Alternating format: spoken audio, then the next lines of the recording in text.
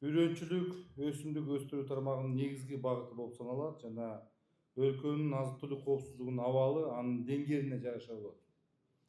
Өсүмдүк өстүрүү тармагы айылдык товар өндүрүүчүлөрдүн сапаттуу үрөн жана көчөт материалдары менен өз убагында камсыздоодон көз каранды экендигин белгилеп кетиш керек. Акыркы 10 жылдын ичинде дүйнөдө үрөн жана көчөт материалдар рыногу интенсивдүү жана глобалдуу өнүгүүдө. Анын көлөмү эл аралык соодада түйүндөрүндө бир нече эсе өстү. Мындан тышкары, үрөнчүлүк тармагында илимий изилдөөлөрдүн негизинде үрөн көчөт өндүрүүгө прогрессивдүү технологиялар киргизилип, алдыңкы техникалык жетишкендиктер менен интеграцияланган түзүмдөр түзүлүп, ири финансылык каражаттар бөлүнүп жатат. Сорт алмаштыруу жана сорт жаңылоо максатында министрлер кабинетинин чечими менен жогорку репродукциядагы үрөндөрдү чет өлкөдөн сатып алууга 100 миллион сомдук жеңилдетилген кредиттерди 3% менен берүү механизми киргизилди. Урматтуу фермерлер, урматтуу үрөнчүлүк чарбаларынын жетекчилери, ушул 3%ды кредитти биз ушу долбоорду жараттык.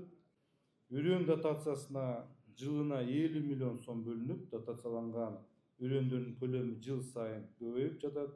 Анын эсебинен дыйкандарга 30% арзандатуу менен жогорку сапаттуу сертификатталган үрөндөрдү сатып алууга мүмкүнчүлүк берилди. Өткөн жылы 2794 дыйкандарга дотация аркылуу 4,5 миң тонна үрөн берилди. Учурда дотация мөмө жемиш үрөндөрүн да камтып жаткандыгын белгилеп кетүү зарыл.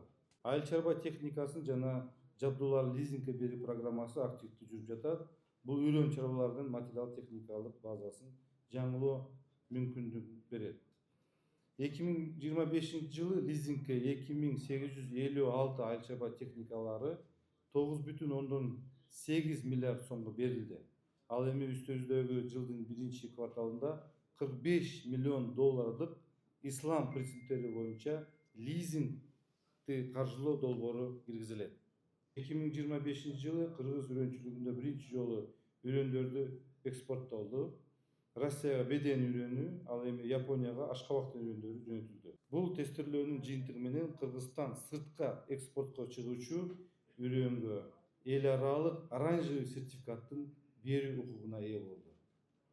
Урматтуу форум катышуулары, көрүлүп жаткан чараларга карабастан климаттын өзгөрүшүнө байланыштуу алдыбызда чечиле турган маселелер бар экенин белгилеп кетем. Ар жерде мен дагы айтам да, мына бүгүн деле бул жерде айттым. Жер бул мындай айткандай, бул завод. Эгерде заводко сапаттуу продукцияны берсең, баягы сырьёну сапаттуу берсең, ошол завод сага сапаттуу продукция берет.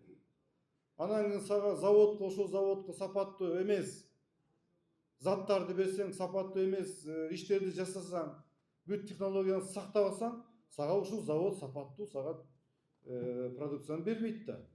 Ошон үчүн жерди дагы багыш керек, жерге дагы көңүл буруш керек, жердин топурактын кыртышын караш керек, анализин чыгарыш керек.